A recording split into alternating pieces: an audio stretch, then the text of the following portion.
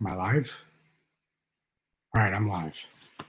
Hello, my lovely little jack-o'-lanterns, and welcome to another live stream. This is a very, very, very special live stream. Yeah, so very, very exciting stuff. So today is the first, yes, the chat is working. Today is the very first time we are doing a audiobook live stream. I know we've been pretty much just music and stuff, which is fine. And I will have a Celtic and classical live stream pretty soon, sometime in the next few weeks. But today it is the Sirens Call, the start of the Sirens Call audiobook live listen. So I got the book right here. It is a very thick-ass book of 790 pages of epic pirate tale. So pretty much what we're going to be doing pretty much for the next shit ton of live streams is listening to the Sirens Call audiobook, the second one. So pretty much there, but we're only doing it. We're not doing what we do with the evolution of music. We're just doing one every Saturday to keep you guys in suspense of like what's going to happen next kind of thing. So yeah, there'll be a stream every Saturday. And that's about it. So each stream for this will probably be about an hour, 30 minutes or so, depending on how long the chapters are. That's pretty much what it is. It depends on how long the chapters are, really. Yeah, so if you want to figure out, I'm not going to go into a whole spew of like what the story is about because it's basically in the description of the video or the live stream, so you can just read the description. So this is the second book out of the 27 book series. I've only written 2. Now here's the thing. I will give you a short recap on the first book because there's just been some formatting issues while trying to publish it, and it's been taking, I really haven't gotten back to it. Honestly, I've not really fixed the formatting entirely yet to get the physical copy fixed, and I'm also remastering the first audiobook because my voice acting in it is very, very bad.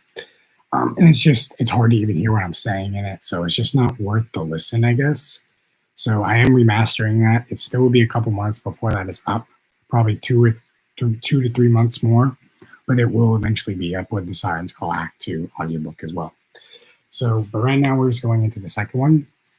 So today we're doing the introduction, chapters 1 and 2. I will read the titles because there is titles going into each chapter. So I will read the titles for you and do the introduction as well. And then we'll just listen to it. There will not be me like stopping it and pausing it and talking about it. We're just going to listen to it. I will pause after each chapter and talk about it for a little bit, but that's about it. So that's pretty much how the stream is going to go. We're going to talk a little bit at the beginning, talk between these chapters, but most of it we're just going to listen to the entire thing. So this thing is 19 hours and 13 minutes. So yeah, it is a very, very, very, very, very long audiobook. So we're going to take it in very small chunks. So that's why there's going to be multiple streams every Saturday about this. But let me give you a little recap of the first one. So basically what the series is about is it covers from 1590 to 2017, the Hearthstone family lineage and legacy throughout 400 years of history. Just about, a little over 400 years. So the first one takes place in 1678 in London, England, and Europe.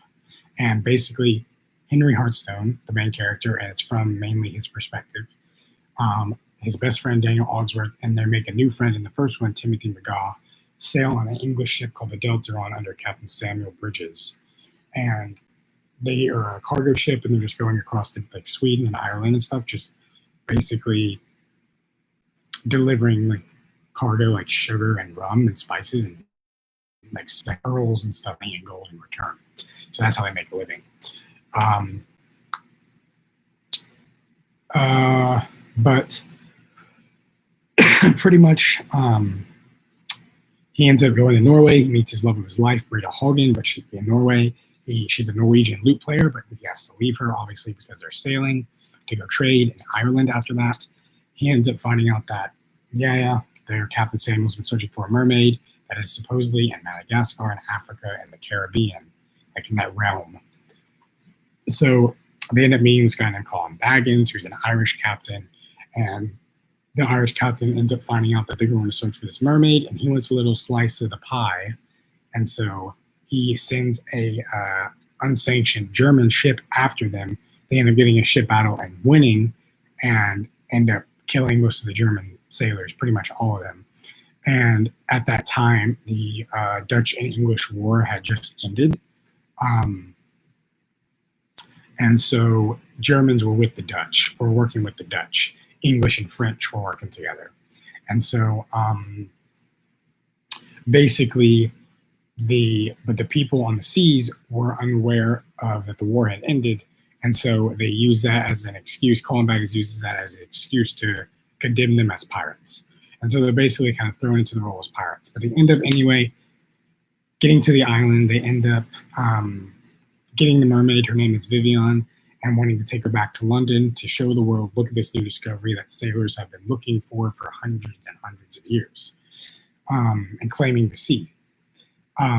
But things go awry. They get captured by tribals. Like Samuel ends up getting killed.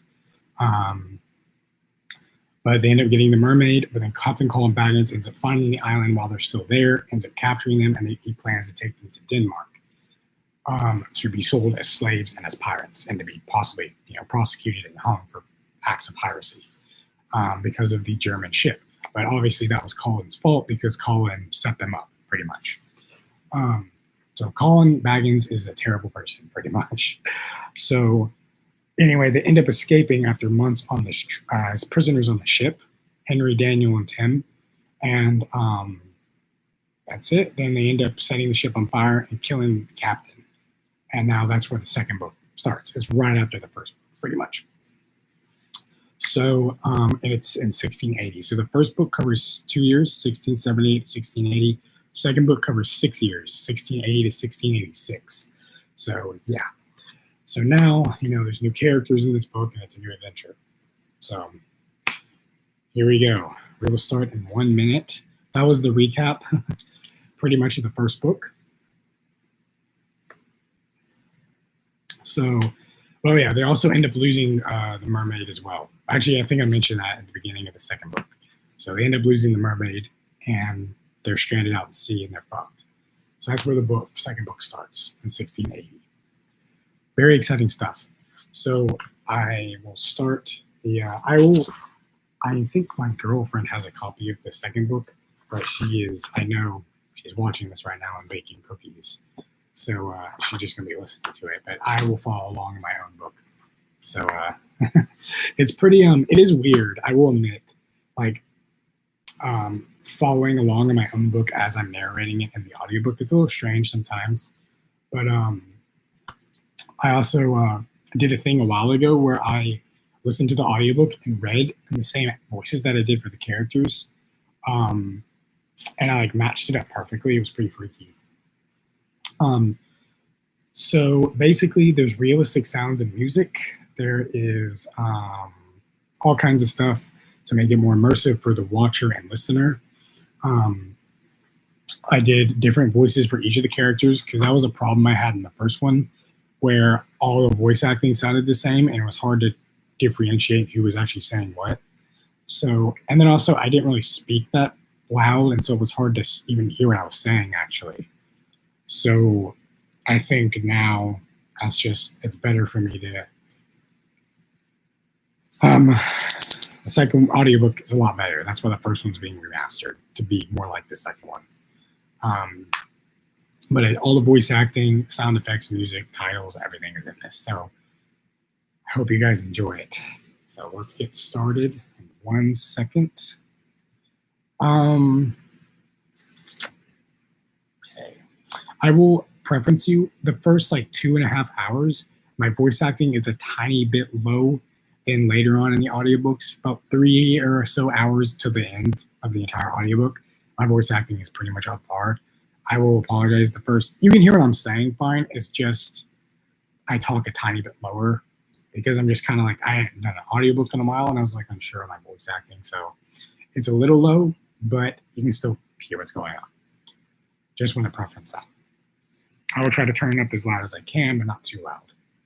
All right, guys, we're already 10 minutes in the stream. Let's go ahead and start this damn thing.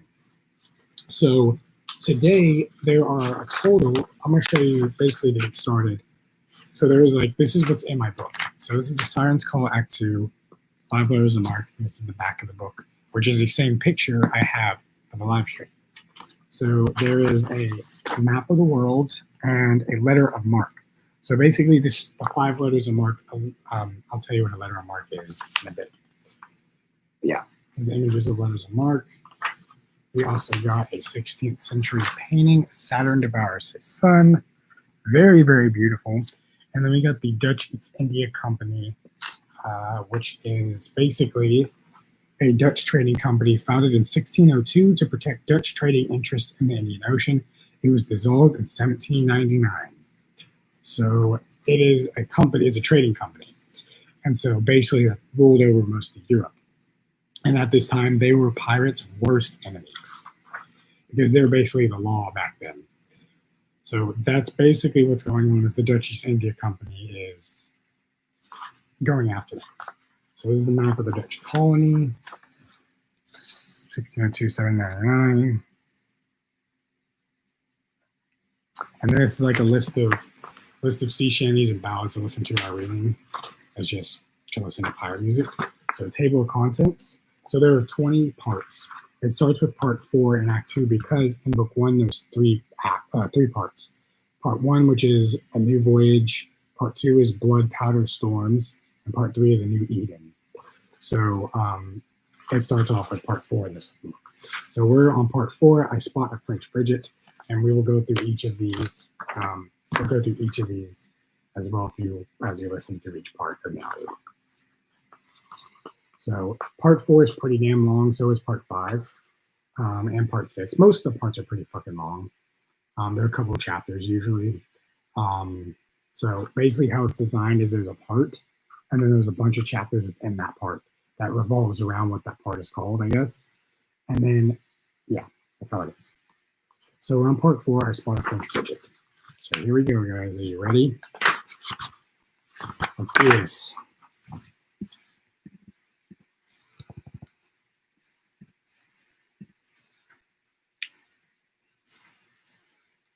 So I will read you the titles. Yes, a novel written by Jack Boone.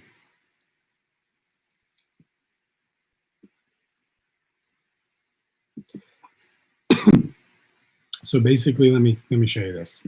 So I will read the titles, of course. I'm sorry, I know I've been talking a lot for this introduction. I just want to explain everything thoroughly to make sure who's ever on the stream, which is obviously just my girlfriend, but anyone else who joins, to understand doesn't get confused.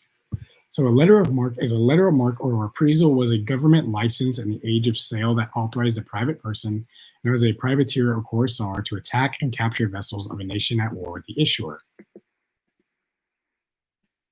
If a sailor does not carry a marque, you are labeled as a pirate and found guilty acting under the laws of piracy. You could be hanged and prosecuted for treason without a letter.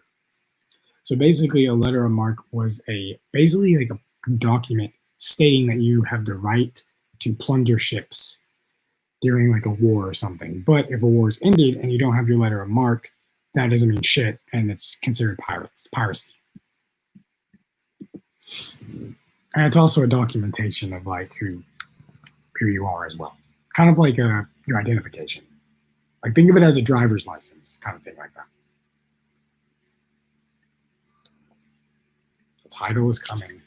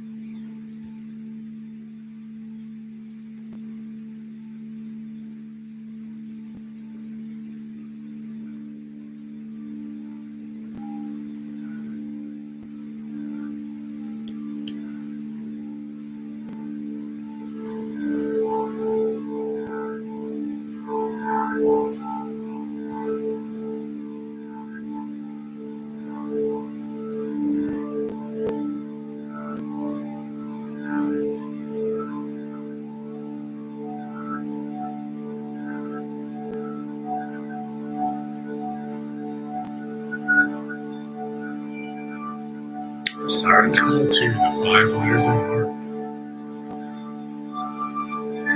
I'm excited. This is gonna be fun.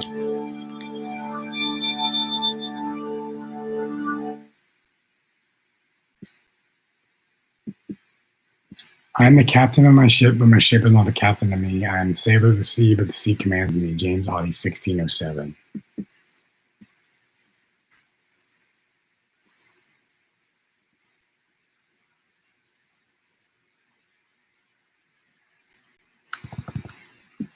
London, England, October 1702, House of Henry Hartstone. So that's what I'll do. I'll read all the titles.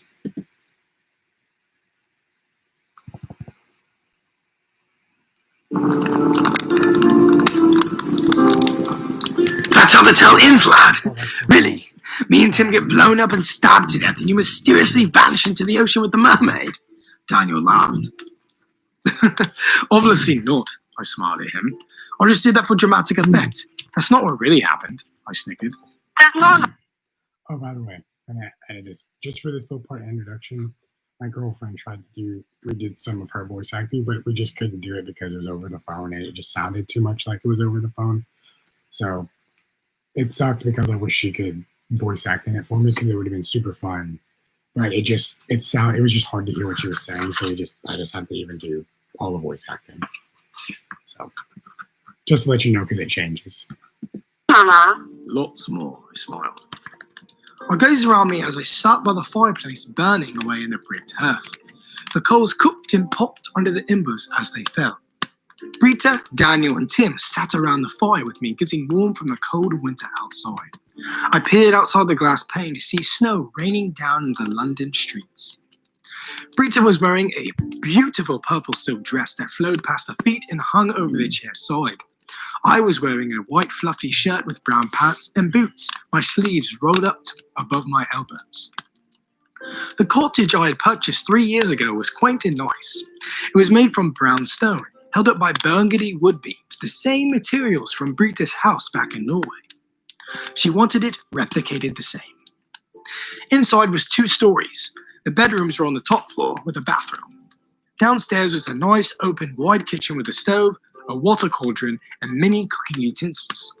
The cottage was equipped with a huge open kitchen and 2 modern bathrooms, one upstairs and one downstairs, and it also had a spacious living room, 3 bedrooms, and a cozy dining room and a small storage room on the side of the house. Me and Brita bought the house in 1699 after we had a young 4-year-old son, Finn Hartstone. Me and Brita had gotten married in 1695. Okay, just to let you know, I'm sorry I keep pausing it. This is the last time I'll pause it, I promise. So they have a son named Finn Hartstone, who was 4 at this time, but he actually dies in 1703 at age 5 from cholera. So because later in the books, I plan he has 2 more sons, and they end up growing up to be Edward and Thomas. But he had a 3rd son, but he died. It's sad, but dies at a young age from disease. And lived back in Norway for a time with Daniel and Tim, as they purchased a small plot of land after our voyage. We collected all the gold and silver once our voyage ended in 1694 and bought a farm. In 1697, we moved back to London, England, and bought this cottage 2 years later. I was happy with this subtle life with my best mates and my lovely lassie. Having a son of my own, it made me appreciate life much more, and made me realize it even more when I faced death in the eye multiple times. I looked at Tim, his long blonde hair tied with a thong at the back of his head. He was leaning back against the bricked fireplace, eating an apple. He bit into it, the juice dripping down his chin. I don't recall my arms being blown off. I'm eating an apple at the moment, he snickered. Aye, just for dramatic effect, I laughed at them both. I heard the pitter-patter of feet stumble towards me on the waxed oak floor. I appeared to see my young 4-year-old son, Finn, play with a toy carriage I'd carved for him a month ago. He was in love with that wood trinket, constantly rolling it around the house, almost knocking over every damn vase and expensive material in the house. He made toot-toot noises as he dragged it along the planks of the floor. His short brown hair stuck up on his head, and he peered at all of us around the fire. His green eyes, the same as his mother's, squinted at us and then giggled at me. He stopped playing with the toy and slowly trotted over to me. Daddy! He mumbled. I picked him up and set him on my lap. He was so light on my knees. He giggled loudly. I pointed to Daniel. Who is that, huh? I smiled. Finn's eyes sparkled looking at Daniel. Then to me, making sure at what I was pointing at. Uncle Dan, Dad. He laughed. That's right, little lad. Daniel laughed. And who is that? I aimed my finger at Timothy. It's Uncle Tim. He giggled in a high-pitched voice. I'm not old yet, I'm only 42. Tim laughed over his fruit. Mama! Finn reached for Brita. Come here, sweetie. Brita smiled, reaching for her son. She grabbed Finn and plopped him on her lap. He wore a small white shirt and blue pants and was barefoot. Well? Daniel asked. Well, what? I asked. Continue the story. Tim ushered me, taking another bite out of his apple. Aye, so... Brita cut me off. Honey, are you sure you want our son hearing the story? There's a lot of silent people shouting, cursing and such. Brita worried.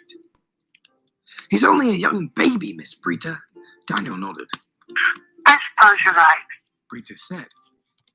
I'll tell him when he's older, I smiled. I leaned back in my wooden polished red wood chair, hearing it creak slightly, resting my boots on the floor. I clasped my hands together and then scratched my beard, which had a few grey hairs in it. I peered at Brita, who looked so beautiful, such a gorgeous mother, and I loved her so. Her long brown hair tangled down to her sides, and her emerald eyes peered into mine. It reminded me when I first met her in that Norwegian tavern all those years ago, when she sang with the lute under firelight. I smiled and gave her a kiss and turned back to my mate. Yes, so, Brita, I directed the story to her because she wasn't there for part of it. Me, Daniel, and Tim had killed Colin Backers, the infamous Irish raider. The ship was on fire and sinking deep to the locker, but we spotted something that saved our skins.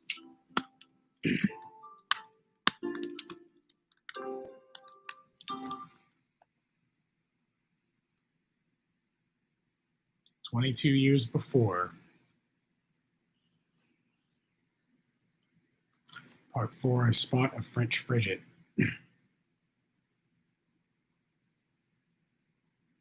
On the burning ship of Colin Baggins, January 1680.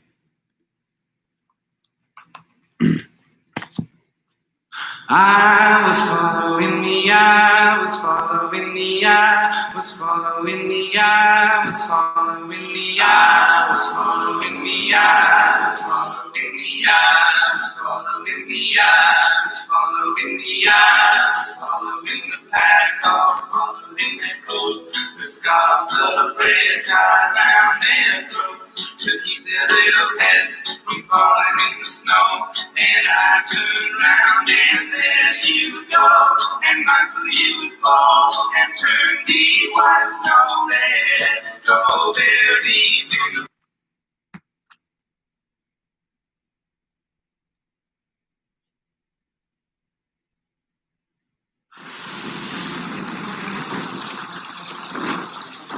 The fire swarmed across the deck, making the timbers creak into the ocean. I peered down into the orange flame, seeing back into dead, crisp burnt body. The whole ship was bubbling beneath the waves, deep in the waves, sinking faster and faster. We were running out of time. Daniel gripped my arm tightly. Henry, where are the rope? Yeah, fuck. 1 sec, I'm sorry. Can you hear it okay on the stream?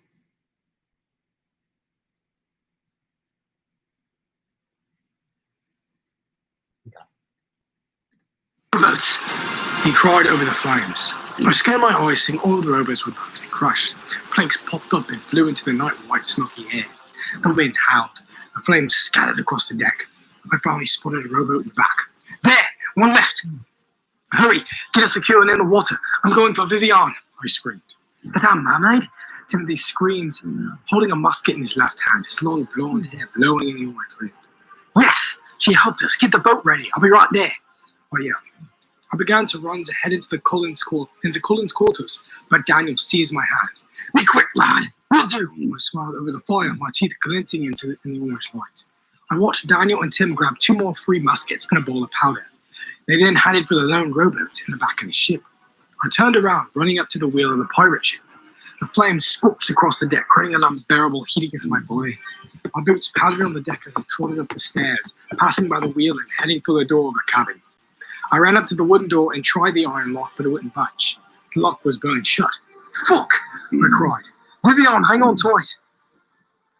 I backed up and kicked the door until it cracked, but it still wouldn't budge. I tried kicking it 2 more times, but no avail. Sweat trickled down my neck and back. The fire had spread up to the roof of the cabin now. Without thinking, I pulled out my flintlock pistol and cocked it. Aiming it at the lock, I pulled the trigger, hearing the shot ring out and cling to the lock, and a spark rocketed into the water below.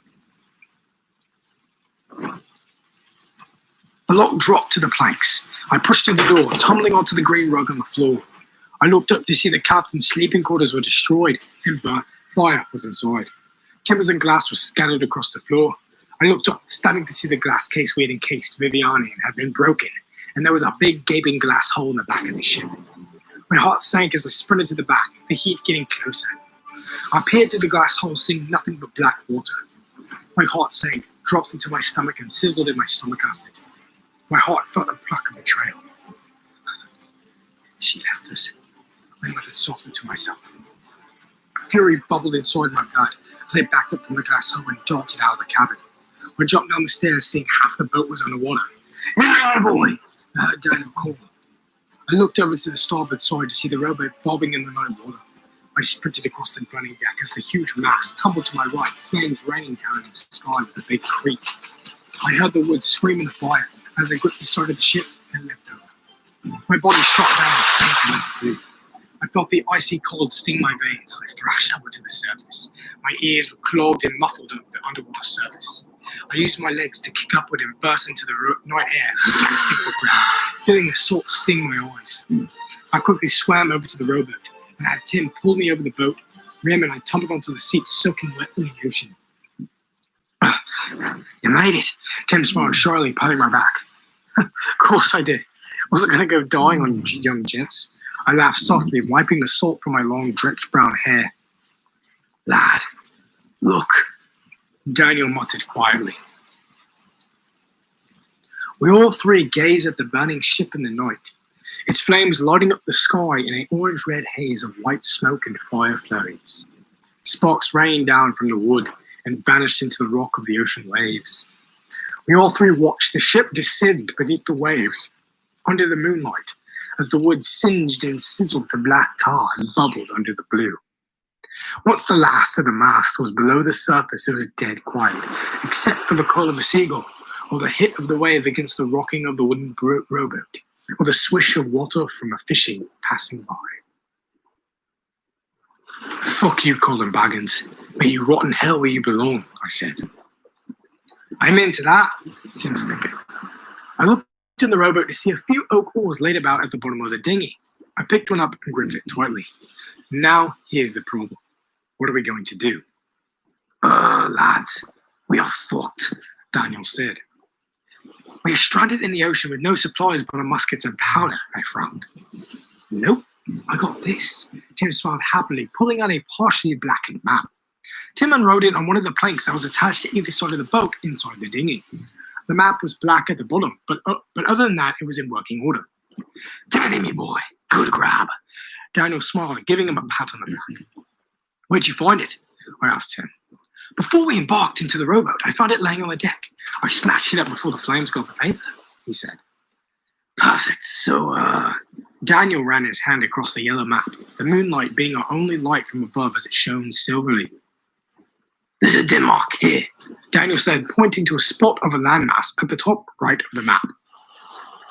I gazed at the map lined with blue, red, and purple lines streaming across the yellowed paper and eyed the blue puddles of waves drawn out onto the map resembling the ocean. The rowboat rocked side to side against the choppy black waves in the night sky. The moon shone bright, casting a silver glow upon the ocean's surface stretching down. Just under the foams, where I could make out the dark figures swimming about in schools. Daniel flicked a match, creating an orange glow over the map. He reached his arm out, casting the red, burning ember so he could see. "Well, what sea are we in?" I asked. Daniel puckered his lips out. "Looks to me, it's the Arabian Sea." The Arabian, Tim asked. Are you sure? It could also be the Dutch Sea. Look, Timothy, I don't know. I'm just going off the lines here. Daniel muttered, frustrated. I'm sorry, Dad, but I'm hungry, tired, and cold, Tim complained. Aren't we all?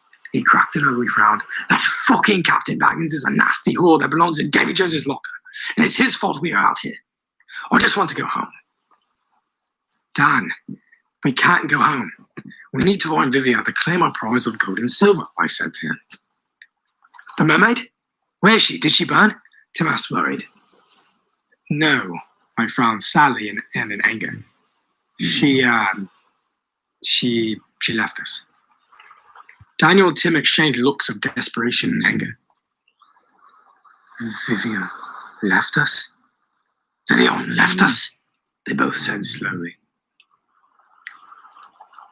Yes, I think while Baggins and his crew was distracted battling us, she saw opportunity to escape. God knows where she is gone, I frowned. Well, shit, Daniel yelled. There goes our gold. Not entirely, Dan. We can get it back, I said. With what? Henry, we are stranded in the ocean with no ship, Daniel yelled in anger. I know that. Just let's hopefully see if we can get picked up by a passing ship, I said. Daniel rubbed his chin. He pointed his finger at the landmass. Denmark, that port looks closest to us from the waters we are in. If we get there, we can figure out what to do. What? We're going to row to port? Tim asked. We'll try, but most likely, hopefully, we will get picked up by a ship, I prayed. I looked up into the sky. I hope the Lord is with us, Tim begged. The Lord is not going to be of any help in this, lad, Daniel frowned.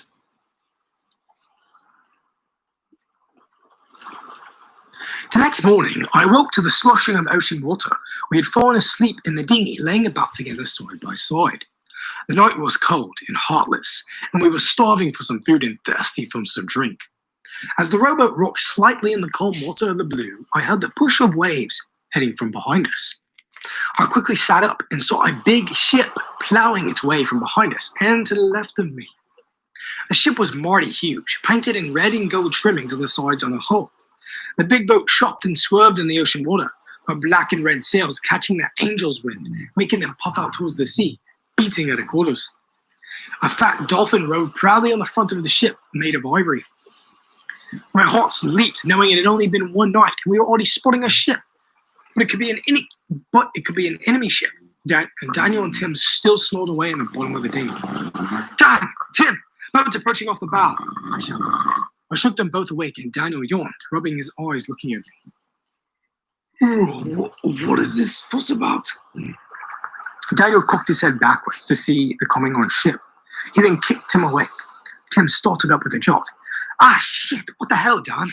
Tim blurted, sitting up. A French frigate, Daniel croaked happily. A French ship? I asked.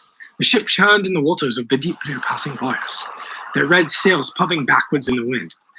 Lads, I yelled. We all three stood up in the rocking wooden boat dinghy, it bouncing and bobbing as I tried to keep my balance and not to fall in with the sharks left below. We raised our hands high in the air, swaying them about. Hi, over here! I screamed at the top of my lungs. You French bastard, look here! Daniel croaked. As the ship swayed past us, I could see the crewmen on the deck rushing to the rim of the ship to peer at us from afar. They watched for a minute and then called up to the captain at the wheel. The captain nodded and started to move the boat towards our direction. Daniel laughed and wrapped his arms around me and Tim's necks. We're saved, boys! Daniel croaked. I watched the French frigate head our way, and within a few minutes they weighed anchor, and the iron giant splashed into the white circle of foam. The boat quicked to a stop. The boat was now as close as ever, almost touching the tip of my nose. Green algae and purple barnacles sat on our underhull, and the wood was infested with that white worm that eats the wood away. I gazed up through the hot sunlight to see a man embark down the wooden ladder, nailed into the side of the ship. A small man in a scruffy tattered blue shirt that was halfway buttoned and long brown hair descended the ladder and gripped the side with one hand and the other half of him looking at us. So I have a quick question for the stream. So I do use in the book different languages. Do you want me to pause it because he speaks in French for a few minutes. In the book and in the audiobook, there's text that says what it means in English. Do you want me to read what it means? Just real quick.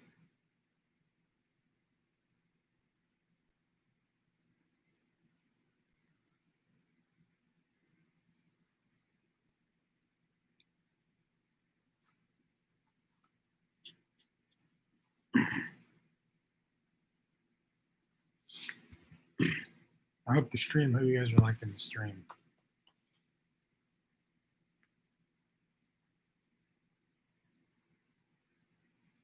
Okay. Yeah, I hope you guys like the stream. I'm enjoying it at least.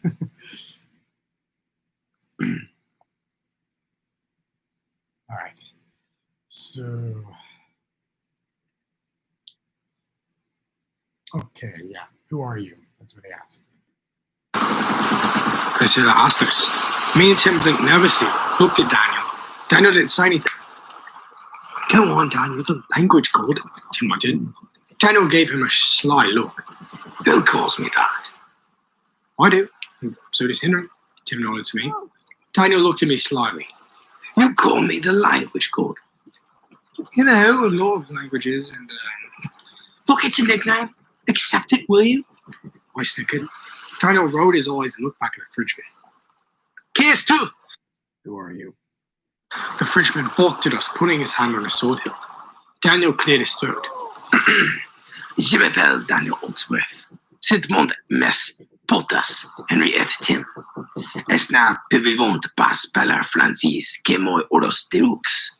Nos entonces des marines sur un naval inglesa que eta cola. Nos avons enta capitures para un capitane. Era días con embagans. Son vaso boulet estunos entonces resules que viviont. My name is Daniel Ogsworth. These are my friends Henry and Tim. They can't speak French, only me out of them. We are sailors on an English ship that was sunk. We were captured by an Irish captain called Baggins. His ship burned, and we were the only ones who lived. Me and Tim exchanged looks and looked back at the Frenchman. Ton Elias? You're English. Asked the sailor. Oui, Daniel said. Yes. The Frenchman stared at us for a minute and smiled a row of yellow teeth. Menez-vous looks! J'ai sur le capitaine de le fausset pédard. C'est fou et moi. Marvelous. The captain would be delighted to discuss matters with you. Follow me. And the man ascended the ladder. What did you tell him? I asked. Daniel looked back at us while putting a foot on the ladder. I told him that we were Englishmen, that we were captured by an Irish captain, and that the ship burned, and we were the only survivors. I said our names. He wants us to talk to the captain. Daniel began climbing up the ladder, and Tim followed quietly behind him. I collected the muskets and strapped them across my chest and placed my hand on the wet wood. I placed my foot trying to stay a hold and began climbing up the ladder carefully, not to fall in the water. Finally, as I lifted myself over the rim, my boots planted on white planks, I saw the crew of 200 jogging across the deck, carrying barrels of muskets, powder, iron, lead, and food in crates up and down the decks. The sailors scrambled up the shrouds towards the mainmast and crow's nest. The sailors yelled, lifted anchor, and soon the ship caught wind and pushed far into the waters ahead. As the muskets were jingling against my chest, a sailor stopped me. His eyes were grey, a dark grey like storm clouds. His red hair was bright like a tomato that had been ripe. Mosquitoes? Muskets. Mosquitoes? He asked me. What? I blinked. You speak English? He nodded. Oui, I do, sir. May I take your muskets, please? He said in his French accent. Why? I said, placing my hand on my sword. The Capitan does not take too kindly to newcomers bringing in weapons and supplies. He smiled wryly. Henry, come on, don't stop a war now, Tim said. He's taking our fucking muskets, Timothy, I said. Just obey them. They took us on nicely, Daniel uttered. I sighed and lifted the straps from the rifles and handed them to the seaman. He gripped them and brought them below deck. Par ici, Over here. man at the ladder said, and we followed him below the deck. Below the deck, sailors were stuffing the cannons with big iron balls in the holes. They began strapping down the cannons together, some 3 feet apart or so from another. A few sailors gave us an eye when we walked by them, but they didn't do anything about it. He followed the ladder further deep into the corridor. The ship creaked and groaned under my boots as I continued to look. Under the deck, it smelled of the usual: sweat, bad breath, piss, and shit. The ship was much more powerful and bigger than the Delta Roll, the one Captain Samuel commanded and I sailed on. The paint was fresher and more colourful than our English ships. They had more crewmen who seemed to be as nice as I could put an eye to it, and had much more broadsides. Most of the uniforms from the sailors that we passed were more colourful than the standard sailor outfit, with pink, green, purple, blue, or red outfits with dotted shirts and black pants. Although the French are more, let's say, a flamboyant nature and more gay. We finally made it to the golden gilded door, aligned with intricate designs of suns and fish. The door swung open and we were brought into a big chamber. The chamber was grander than Samuel's ever was. Rugs of green were stapled to the ground. A king bed of purple silk lay in the back with black pillows and yellow curtains draped over the sides. The room was dotted and stacked to the brim with leather-bound logbooks, scriptures of papers and notes. A big fat window with a baby blue tint to it sat in the back, and in front of that window was the captain himself. He was more stocky and much more younger than Samuel, maybe in his 40s. He had a black beard, thick as wool, and it sat on his face like a bed, but I could see some grays forming in the underbrush. His nose was flat and small like a button on a corset. He was as pale as a ghost, and I could tell powder adorned his face and cheekbones. His black hair was short and hidden under his dark blue cap. He wore a red fluffy shirt with a white coat over that, and at the ends he wore purple cuffs. His white pants were tight, and his black boots were slick as butter and shiny like the wax we used to clean the decks on hot days. His eyes were what interested me the most, for what the stories they could tell. The eyes were black and dark, shielding the truth behind their sockets. He slowly stood up, taking a sip of Pinot Noir red wine that bubbled in the glass at his right hand. He gulped it and clapped his hand. Bleu, Stevino. More wine. He smiled at the ladderman. The man darted out of the cabin, and within a minute he brought the captain a bottle of white wine. He handed the captain it, who eyed it sharply. The bottle was long and slender, clear, and the white liquid bubbled in the glass that was blocked with a cork. Merci. Thank you. The captain smiled. The ladderman left quickly, closing the door behind him. The captain ushered us to sit. I took a seat in one of his wooden chairs facing his desk. Ustez-vous que parlez français? Which one of you speaks French? He asked us three. Me and Tim were hopeless at what he was saying, but Daniel corrected his slump posture and sat up straight. Je monsieur. Daniel smiled. Mes doutes à mes ici ne peuvent pas parler la lingua. I do, sir. I am the one who can speak the language. Well, the captain spoke in English, setting the wine bottle down. They shall speak in the language of the cultivated American man.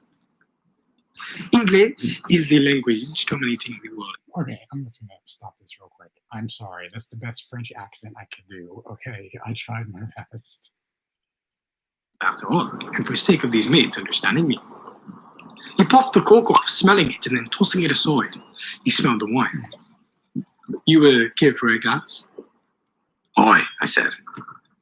A glass will do, sir, Tim said. You speak English? Asked the captain. Correct, good sir. Only a few souls on board can speak the word. And I'm glad I do, because otherwise I couldn't speak to you gents. The captain poured us 3 glasses of white wine and handed it to me, Tim, and Daniel. I smelled the wine under my nose and could smell the sweet, sour grape of the white vine hit my nostrils. The captain smiled, drinking a sip of his.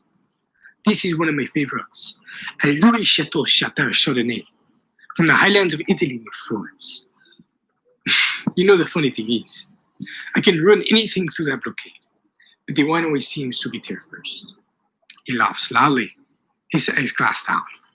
Now, my name is Marquis de Lafayette, captain of this beautiful frigate, the Golden Bow. She's been mine for 5 years and is a strong way to go. Now, I've introduced myself, so you must do the same. Marquis smiled, sitting down in his chair. We sat there for a minute, drinking the wine, letting it slip down my throat with a nice, sweet, nutty flavor. I set my glass down. My name is Henry Holstone. This is Daniel Ogsworth, and to my left is Timothy McGaw. The only 3 survivors from the Delta Run, I said. Marquis always wine. Sacre bleu! I heard their ship went down a year or so ago, near Madagascar. How are you still alive? What happened? A storm took her. Me, Daniel, and Tim, and our captain, Captain Samuel, survived the storm and made it to the shores of Madagascar. We were then captured by an Irish captain, Colin Baggins.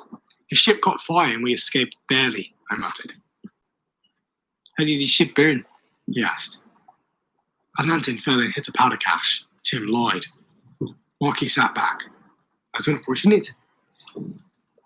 Glad to see you three are alive and somewhat well. I leaned in closer.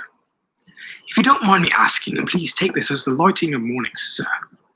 Why are you sailing out in the middle of the African Sea? There's nothing out here. Marky smiled faintly, taking another sip of the white wine. Looking for African islands, of course. There's a place not too far, of course, from here, called Elephant Lagoon. The soil is filled with gold. I'm going to collect it. Sadly, we're running low on supplies, so we need to take port. What port? Daniel asked. See, Denmark. Heading there now. Should be there within a week at the latest. Marquis gave us a nod. Sir Lafayette, I said, but he waved his hand. Please, come in, Marquis. He smiled. Marquis, do you mind dropping us off at the port in Denmark? I begged. That is not a problem. Why Denmark? Aren't you boys from Wales? He asked. London, actually, I said. I traveled. Marquis leaned in closer with a stern look on his face. Why do you need to go to Denmark? Daniel looked at me. We killed Colin Baggins. Marquis shockingly looked at Daniel. Killed him, you say? Aye, sir. Killed him with my sword, Daniel said. That's why we need to get to Denmark. We cannot return to England or we will be hanged, Tim said. Marquis sat back shocked. He stroked his big bush under his chin. So, you're pirates? We all three looked at each other. Aye, I said. We don't have a letter of marque. They're at the bottom of the sea or in the belly of a whale. I frowned. Marquis frowned worryingly. I don't want any pirates on my ship. He scolded us. Oh, I know, sir, but we mean no harm. We're just trying to get to Denmark. We can't return to London. Please, sir. What do we need to do to get the bounty off our heads? I asked him. Marquis thought for a second, stroking that black wool. He sat up and walked over, opening a crimson drawer. He pulled out a map and spread it on the desk and had us huddle around it. This is where we are heading, Denmark. When you were captured by Baggins, was your course towards Denmark? Marquis asked. Why, it was, Tim said. Why did you kill him, then, if you were heading there anyhow? He asked us. Because we were going to be sold as slaves to the Dutch king, Van de Veleda, I muttered. You know, gents, your heads are going to be on a spike. And your name's all over Denmark, Marquis said. We understand that, Jolie, and we don't give two shits of a fuck. We'll deal with it. Now, what do we do to get this noose off our necks? Daniel asked. Marquis sighed. You men better be glad you found me. Any other Capitan would have had you hanged before the crew swinging from the mainmast. Why are you helping us? Tim asked him. Marquis looked up from his large map of Europe. The pirates saved me my life once. I then began to realize that not all pirates are nasty rats. You three gents seem honest enough and have good hearts. If I can help you, I will. Thank you, I smiled. Don't mention it. How much you think is on my head? Daniel asked. Marquis drew out a breath from his lips. Seeing that you killed a well-known Irish captain and burned his ships for East Flavia, probably about 4 million each on your heads. You boys are going to be famous in Europe. He laughed quietly. 4 million each, I gulped.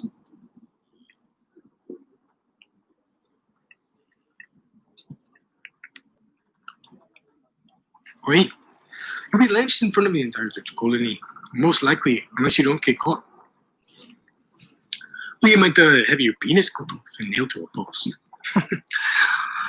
Now, to get this bounty cleared from your names, we need to obtain 5 letters of marque. The French captain told us. 5. Why 5? I asked. asked. You need 5 from each colony, and you need it signed by each king to bring forth to the king of Denmark to clear the bounty. The letter of marque will account for that. You killed the Columbackers in defense, and we're telling the truth of all of this. Without one, you would have fooled, and I would be thrown in prison, Marquis said. Okay, where are the 5 letters located, I asked. Easy, the closest 5 region in Denmark. Scotland, Spain, Greenland, Iceland, and India. Now, once you travel there, you must... God, I'm so sorry. I promise my voice acting gets better. I know at the beginning it's pretty rough. I apologize. It's the best French accent I can do. I'm cringing a little bit at the beginning, I'm not gonna lie. I try my best. Get the king to sign it. Now, how you go about that slander is your choice and your choice alone, mates. But get it done to clear this bounty off your heads, Marquis nodded. I reached my hand out to the French captain. Thank you for your help, I said. He gripped mine, shaking my hand. Oui, of course. We finished off the wine and the captain escorted us out of the cabin. As we exited the cabin, we 3 were taken through the lower deck. As we passed by iron cannons and musket barrels, we were taken to a room to the right. The sailor escorted us through a red wooden door. Once we stepped through it, I was quite amazed at the architecture and color of this cabin. The floor was yellowed bronze, shiny as the golden sun in the sky. A lovely purple carpet adorned the planks, spread about the room. There were 3 tiny beds, 1 for each of us, all black sheets with blue underlining of the foam. The pillows were red, a dark red like blood. Inside the ship's cabin, curtains of magenta lined the windows that looked out onto the open blue, in which now was an orange embued color from the sun setting. The windows were wide and rectangular, curving at the ends of the pane that was glued to the wooden poles between each window glass. Chests full of music sheets are open at the left side of the room. The sailor shut the door behind us. We had no guns, but we did have our small daggers and swords under our belts. Quite the room, boys, I said. Oh, it's fancy, Daniel smiled, sitting on the bed in the center of the room. He sprawled out onto it, laying his head on the blood pillows. I took a seat on the right bed while Tim took the left one. The boat swished and churned ahead in the water, and I could feel the occasional sway of it rocking. You think we could trust this Frenchman? Tim asked bluntly. I shrugged. I trust him. He rescued us from the sea and gave us a room to stay in. He wants to help us, it seems. Maybe you're right, Tim said. This is all fine and dandy, but my belly is rumbling, Daniel said. As if on cue, the door swung open and in came a girl with light tan skin. She looked young, maybe 18. Her lips were pouty and supplely pink. They puckered out and were fat. Her eyes were shaped like almonds and were dark brown like the soil of the earth when it gets wet from the rain. Her hair was matted, black and curly on top of her head. Her body was skinny and slender. Her breast was small. She carried a large silver platter filled with red and green grapes, cheeses of different textures, bread, butter, cut up fruit like pineapple, mango, apple, and kiwi. Sliced meat was there as well. I could tell the girl was a slave girl and a servant to Marquis, but she looked so frightened, even in front of us. She slowly walked with the platter in hand and set it down on the polished birch carved table, with lion heads carved into the legs of the wood on top. The legs shook a bit. A platter full of exotic foods from his land. He is from Versailles.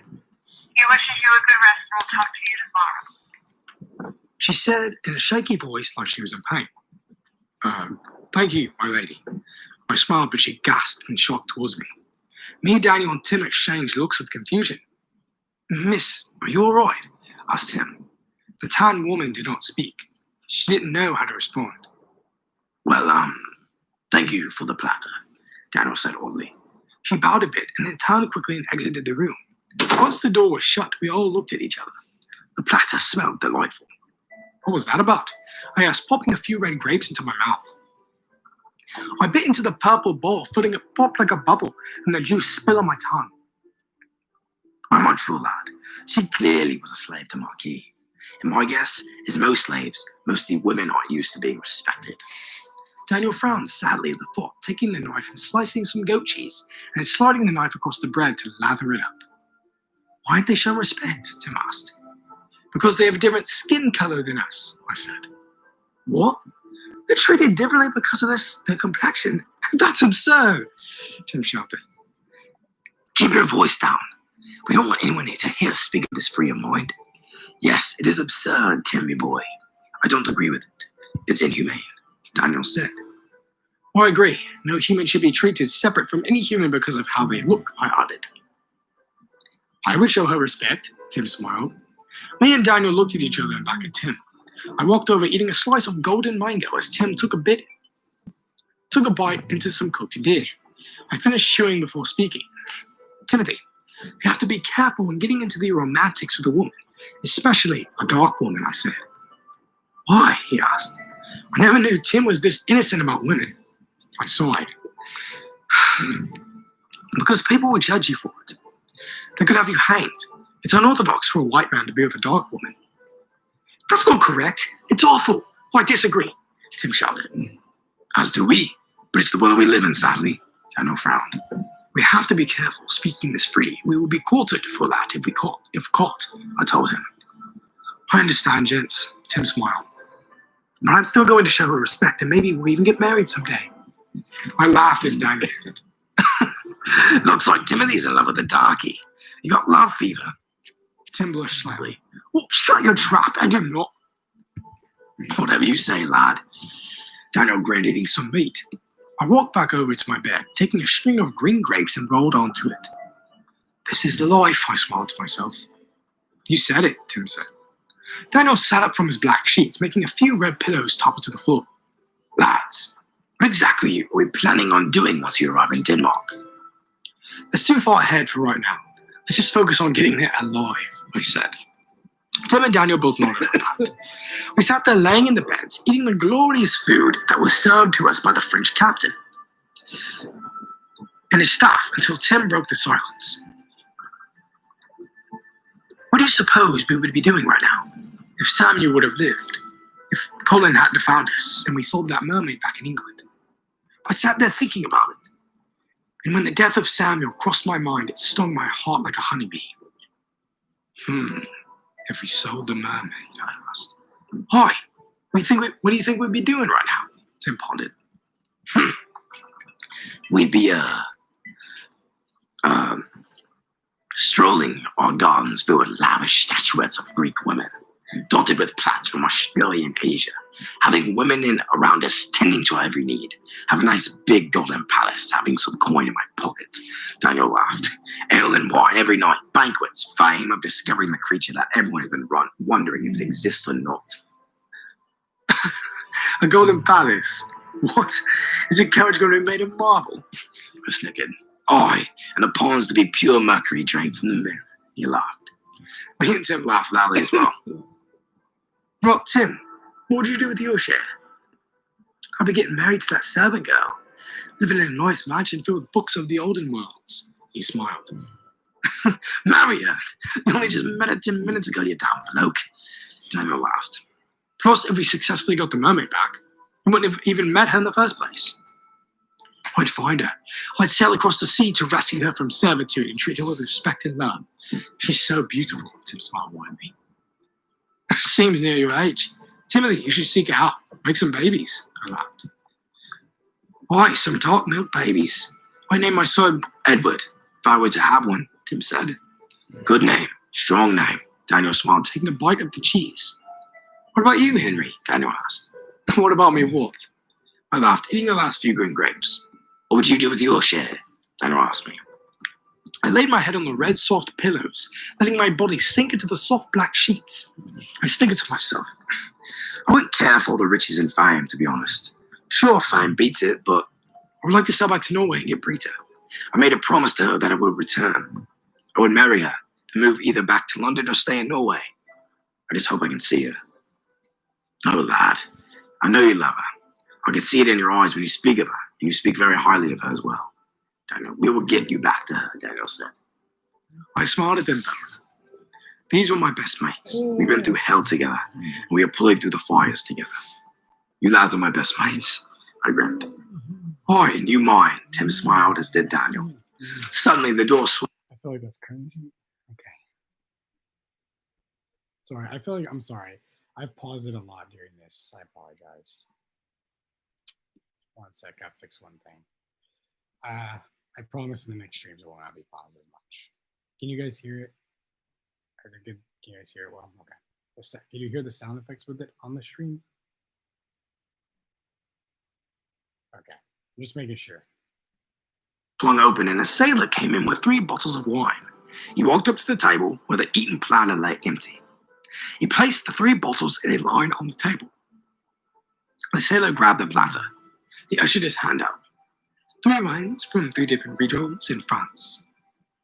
The Capitan would love for you to try them. Let him know what you think. Enjoy. The sailor bowed and left us shutting the door. Me, Daniel, and Tim laughed and hopped off the bed barefoot and walked over to observe the bottles of wine. One was red, rosé, and white. Each bottle was wide at the bottom of the glass and began to get slimmer and slimmer at the top. Which one should we try first? I asked him. Why don't we just down all the wine and get drunk? Timothy asked. Timothy offered, picking up the red bottle of wine. I'm sure the captain will not take too kindly to that, I grinned. He wants us to try each one carefully and observe the taste and smell. Daniel grinned a row of yellow teeth. I'll tell you what, lads, the captain has an exquisite fucking taste in wine. Indeed he does. Shall we start with the rosé? I asked Daniel and Tim. Aye, Daniel said, smiling greedily. I picked up the bottle filled with pink liquid.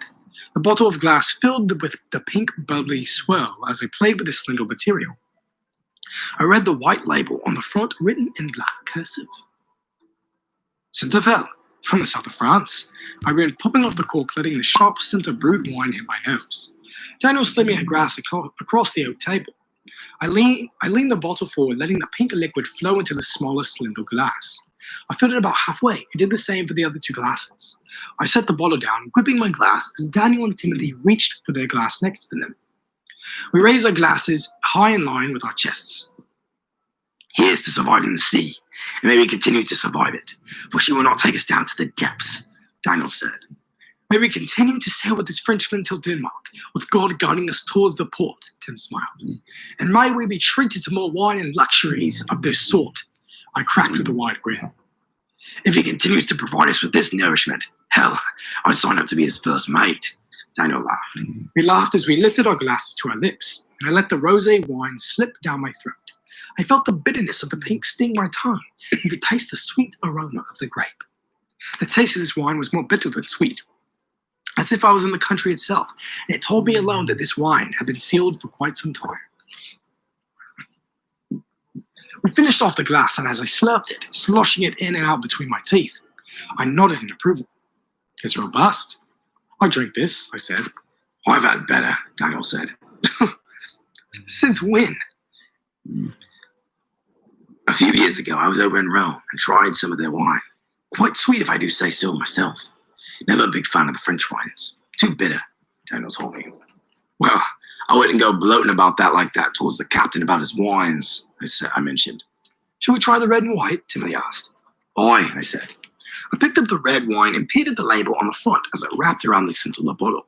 The cork had a golden trim on the outer edges of the wax. Red wax covered the top of the cork with a lion insignia on the top. Looks like this one is from Versailles, I smiled. Fancy, King Louis XIV, no marquis. Maybe they were good mates back in the Dutch and English War, Timothy questioned. I'm not sure.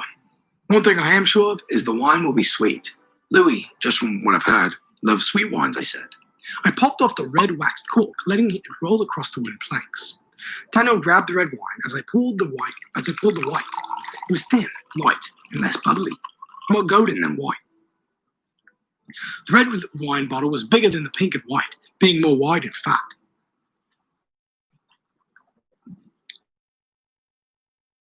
From his home in Paris, he read on the label as he flipped off the cork. He set the bottle down, letting it air out. After pouring the 3 glasses at a quarter full, I set the bottle down and we gripped the glasses. Shall we make a toast to this one? Timothy asked. Sure, I said. Daniel raised his higher than mine and Timothy's. Let's toast to women. You don't even have a lady back home, Daniel, I said. Perhaps. Who says I won't find me a good lassie on the way to Denmark? Or even in Denmark, in fact. He says, slipping some shoe under his gown. Tim might even find himself one of those servant slaves to accompany him. I need to find out her name, Tim perked up in awe. Well, why don't you ask her instead of sitting back here sipping on the wine, I asked. You truly believe Marky will let me touch one of his mistresses? Tim gawked. We don't even know if she is his mistress, lad. You have a bright chance, I smiled, raising my glass of white wine. I hope, Tim frowned, raising his glass. I toast the Brita Hogan, the only one I truly love, for she shines brightly in my heart. I grinned happily. We all took a swig of the wine, and my taste buds were hit with the massive sensation of honeysuckle. I preferred the white wines more than the stronger reds or lighter pinks. I feel that the white is more of in the middle of them both. I swirled the glass in tiny circles, watching the white wine spin. I took one last sip, sucking it through my teeth, and slurping on it for one last long taste of sweetness. I gulped it down, feeling satisfied. I enjoyed that vineyard. King Louis stretches wide in the knowledge of wine. He knows his taste, Daniel smiled. You think Louis is all nice and comfy in his golden palace? I asked. I'm sure of it, rich bastard, Daniel scoffed. Tim poured us the red wine from Paris. We poured the most of this one, since a red wine is typically supposed to make the person sleepier. We wanted to hit the sheets. Tim poured it almost to the brim of the glass. We carefully lifted the glass up and rose it high. To us, lads, may we endure this journey and get Vivian and collect the gold, I yelled happily. We took a swig, and this time the red wine hit me with a stronger taste. It was more thick, hearty, and sloppy. I didn't care for this one as much, but we finished it off anyway. After we drank our glasses, we then finished off the wine bottle.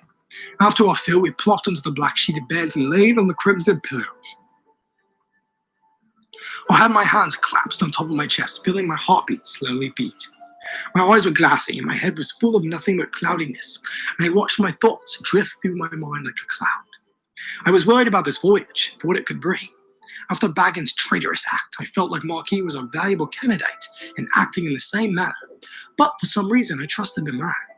My mind wandered to Norway, where Brita was hopefully still awaiting my return. It had been a year since I had seen her, and I hope she does not think of me as dead. The mermaid is our main priority, and I couldn't let my feelings astray me for some woman, even though I loved her so very much. We had to settle in Denmark, figure out a plan on how to catch that fish, and bring her back to England for the prize.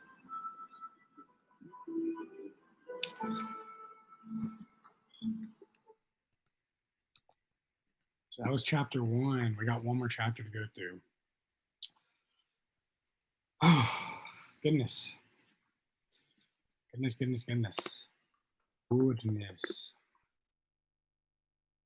You guys like it so far? I'm actually really enjoying it. It's kind of nice to just sit here and like just relax and listen to something like that. It's very soothing to me. So that was chapter 1. We're gonna do chapter 1, guys. Awesome. Let's go to chapter 2.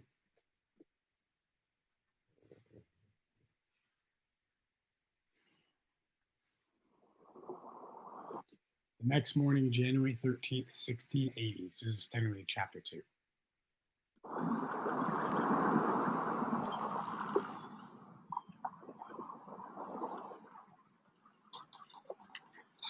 I awoke to a bang at the door. The bang startled me so badly, I almost couldn't tell if what I was hearing was a bang on the door or a cannon shot being fired out. The banging continued, and I could hear the muffled voice behind the red door. Matt here, Henry Hoskins. The Capitan needs a presence on the deck this morning. A sailor grunted through the wood. Daniel stretched his legs and slung them over the bed covers. I eyed his back lined to the brim with red scars from the rough sea storms from previous voyages. His long black locks hung to his chest, straight and thin. He scratched his thick black beard. Timothy was still out, completely concealed under the black sheets, snoring away. I pushed my long brown hair out of my eyes. I hear you, lad. Tell the captain we'll be out in 15 minutes. Very well, sir. The sailor grunted, and I could hear his muffled footsteps as he walked further and further away from the door. I yawned, scratching my chest to get rid of an itch, and slipped off the bed. The red pillows were scattered about the floor, and the black sheets hung on the sides of the bed. I gazed out towards the big bay window behind the bed frame, the blue crystal ocean gleaming in the morning sun, casting a golden glow on the water's surface.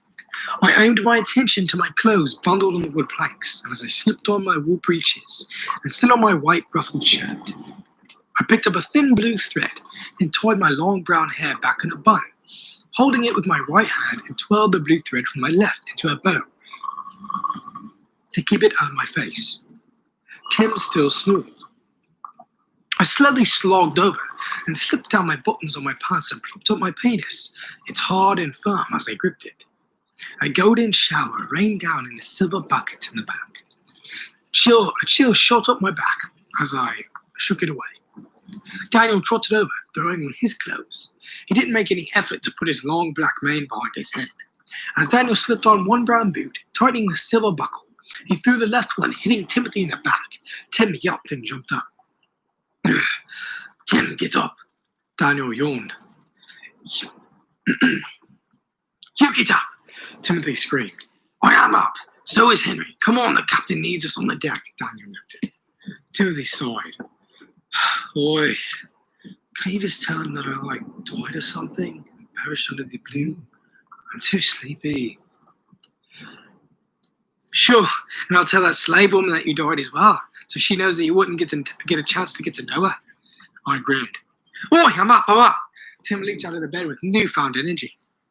The young man leaped outward, planting his bare feet on the planks, not even losing his balance on the loosely wood beneath him. The boy slipped on his blue shirt, brown pants, leather boots, smashing down those grey boot buckles as tightly as he could. He scratched his head, rubbed his eyes, yawned, blew his nose, and put his blonde hair back in a thong. Ready, Tim said. If you could be that fast in a battle, we already would have taken an entire fleet of Spaniards. Daniel laughed as he headed for the door. But before I reached for the doorknob, Tim stopped me. Can we trust this man?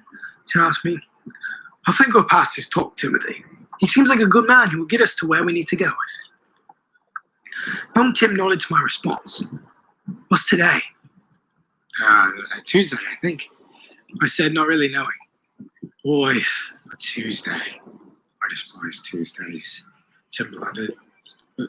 Why? I asked. My mother would make me work the crop fields with her from sun up to sundown. A lot of field and handiwork, Tim muttered. Well, isn't that the life of a farmer? Daniel asked Tim. Of course, but who said I enjoy it, right? Tim asked. I suppose, I said. I gripped the doorknob and swung the door open. We left our quarters and walked through the lower deck. As we trotted through, cannons were being loaded, butter being rubbed on the hose of the contraptions of iron. Sailors ran up and down the deck, carrying all sorts of cargo filled with muskets, gunpowder, and cannonballs. Fuse rods were being dipped in oil, ready to be lit. Were we under attack or preparing for battle? We reached the long staircase that ascended into the sunlight. Once we broke the light and my vision was shielded by the heating glare of the sun, I saw that the same was happening above deck. Cannons were being pushed to either side, aiming out to sea. Although there were no ships in sight, just endless blue, the crews were scrambling up the shrouds, jogging up the nets, and tightening down the mainmast, letting it catch the wind. Many crates full of flintlocks lined with matches were lined in a line along the sides of the ship. The mighty girl crashed forward into the waves with such ease and precision. It was as if she was cutting the water in half with the underhull. The whole crew of Frenchmen, 200 in all, were bussed, running along the planks up and down the bellows. Gentlemen, I heard the captain shout from my right. I cocked my head to see Marquis making his way towards us from the right side, gripping a telescope in his right hand. What a beautiful day our Lord has granted us, is it not? He smiled widely. He had quite the outfit on, a whole barrage of colourful overcoats lying down his back. He wore a white shirt with a pattern of black curves that swirled up and down. His blue pants was bright as the sky above, and his pants were being held up by a brown belt. Over his white shirt, he wore a long red trench coat that fell down to his black boots. His black hair was short and was ruffled down from the wind. His black wolf sat on his face, making him look like Blackbeard, the infamous pirate that was beheaded nearly 50 years before. If I were him, I'd shave that stock of hair under his chin before some oncoming sailors accuse him of that name. I'll give him one thing. He always looks pristine. His tiny mustache sat under his nose like two little twigs. I looked up into the sky, shielding my eyes from the glare with my left hand. It is a gorgeous day out, sir, Timothy smiled. I am glad you think so, Timothy, Marquis smiled, placing each of his hands on either side of his hips. Marquis, what's going on? Are we under attack? I asked, seeing the cannon still being prepared to fire. Marquis let out a cackle, leaning his head backwards. No lads, no ships in sight, just a few seagulls that we are going to try to hit for the game. Oh, I see, I said. You crewmen do this for sport. That's right. We don't have time to catch some fish, so we use the flintlocks to target birds mostly. We've turned it into a game of sorts. Whoever can hit the most number of goals get a prize of 10 shillings and a cold glass of whiskey. Marquis grinned. Daniel smiled. Sounds like a good bet. I'll take those odds. You can handle a musket correctly? Marquis wondered. Of course we can. You're trained for combat, sir, Timothy said. Well, I'll make a bet. One of you beat me in shooting a seagull in 3 powder shot. You get, let's say, 20 shillings? Marquis smiled. My eyes widened. This captain was a fair man, and a good man, without notion. 20 shillings? I asked. That's right. 20 shillings, Master Henry. Which of you would take a Capitano? I'd say that I'm fairly skilled in the shot of the flint of the musket. Marquis smiled. I'll take an aim at it, Timothy grinned. Daniel and I exchanged looks towards the young man. I was surprised by Timothy. This young man sure had come a long way from where we had left London on the Deltaron in 1678. 2 years may not be a long time, but it changes a person drastically. How old are you, son? Marquis asked him. 22, sir. I'd warn you I'm a good shot. Timothy grinned, a wide row of white teeth that sparkled in the sun. We'll see about that, young man. The Frenchman scoffed at the young sailor. Marquis glanced over his shoulder. Henry, I want you to take a shot at your young Timothy here. All right, I said. I watched the young man slowly jog over to the barrel of muskets. Tim took careful exchange, eyeing the guns, and picked one up. The flintlock was a long, slender, thin weapon with a long-range barrel. Meant for sniping, long-range shots, and spinning lead balls. The gun was made of sleek wood and had a silver inlay laid upon the back of the butt of the gun with an iron trigger and cock arm. A tiny bead sat on the tip of the barrel. Timothy grabbed a horn flask full of gunpowder and swung off the strap that was attached to it. He shoved the tip of the horn into the top of the musket and dumped a decent amount of powder into the weapon. Once that was done, he took the rod that was attached under the barrel of the gun, flicked it outward, and pressed it into the barrel carefully. He shoved the powder down. Then he took a medium-sized lead ball and dropped it in the barrel and used the rod to make it snug and tight. Tim placed the rod back in place and then flipped the match to orange flame and hovered it over the fuse. Locked and loaded, sir, Timothy said. Wonderful. See those seagulls fluttering in the sky about 50 yards out? Aim for those, Marquis said, aiming his wide musket to the horizon. The whole crew stood behind him in the crow's nest, gazing down, in the middle of the nest ropes and on the beams of the mainmast, and they even sat on the sides of the ship, watching the captain aim at the sight out towards the sea. Timothy did the same, leaning his musket towards the clouds. He placed his finger on the trigger and closed one eye down on the bead. Tim had a sly grin just under the stock of the gun. Focus, Tim. Mark your target. Daniel sat leaning against the mainmast as the golden bow pushed further into the waters. Tim waved his hand above his head. I got it. See if you can hit one of those albatrosses. First one to hit it gets the shillings. One shot, switch between your mates, Tim. Marquis smiled under his beard. Indeed, sir. Timothy smiled. I peered out to the seagulls fluttering through the air, dipping down into the water for the fish that swam out of the surface. Small water spouts of white appeared from the dives of the seagulls that slapped the ocean water. Some of the birds came up with a prize of squabbling fish in its beak. They chirped and called to each other as they cut through the sky. Marquis took careful aim with his musket, slowly placing his finger on the iron trigger. He breathed slowly as the crew held their breath to see the captain strike down this creature, eyes filled with intrigue and anticipation if he will miss or not. The boat was already sailing forward, shining in the blue waves, so he had the timing shot perfectly for it to hit its mark. Meaning, he had to fire a bit ahead of the bird and fire just before the bird's dive for its meal in the water. If he does this perfectly, there will be a split second of the bullet traveling through the misty air and then hitting its target. Marquis adjusted his aim and moved his rifle a little to the left, just an inch slightly. He fired the shot as it echoed through the sky. A flume of blue smoke escaped the barrel, blocking the view of the captain's eye for a split second. A second later, a bird maybe 20 yards away exploded in a plume of red blood and white feathers. The body of the lifeless corpse plummeted and hit the water with a light splash, floating in a debris of blood and guts. The birds did not scatter from the gunshot, and they continued to eat the fish below. That was impressive due to the boat swaying forward, meaning he had to time the flow of the bullet. A good shot. The crew cheered for the captain that he took down the bird with a single shot, while he leaned his musket against the side of the ship. "Takes patience to time up the shot," he said. "You need to fire just in front of the target to hit your mark." "Good shot," Daniel said. "Monkey about. You don't eat the seagulls?" I asked. "Oh no, we do. Just we have plenty right now, you know. No need for that one. But the sharks have been here for once." He grinned slyly. "Tim, take a shot." Tim gulped and aimed the musket at the flock of white birds. Timothy breathed in and out with slightly parted lips. He placed his finger on the trigger, and then he traced his gun slightly to the right at a bird that was just on the verge of dipping downward towards the water. The boat rocked inward, crashing the front bow into the ocean. The bird flew upwards, flapping its mighty angel wings. Its yellowed red beak pointed straight up into the clouds, and with one swift motion, flipped up and shot downward. Just then, Tim fired the musket, the shot ringing out.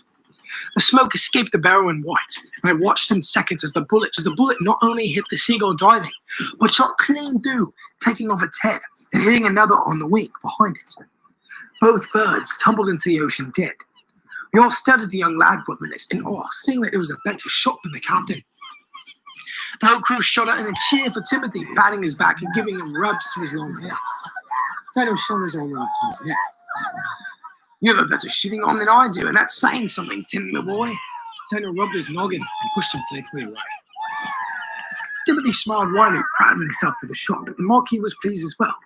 He snapped his fingers, and the sailor trotted up from below the deck and tossed Tim the bag of 20 shillings. "I keep my word. Mighty fine shot, Timothy." Marquis smiled. "Thank you, sir," Tim smiled. "Now, Henry, care to take a slander? The captain asked me." "Might as well." I grinned, heading over to the barrel of guns. I picked out a clean musket. It felt heavy in my hands, but I held it gripping the back of the gun. I walked over and looked over at the holder goes. I slowly pulled out a musket ball from the crate at my feet. I spun it in my hand, it covered in black coal smudges, and tossed it down the barrel. I slipped out the metal rod and shoved the bullets in the hole. I let the black powder slide down the long barrel, lit a match, and lit the fuse in the musket. It's sizzling down orange. I quickly aimed my gun at the flock of birds.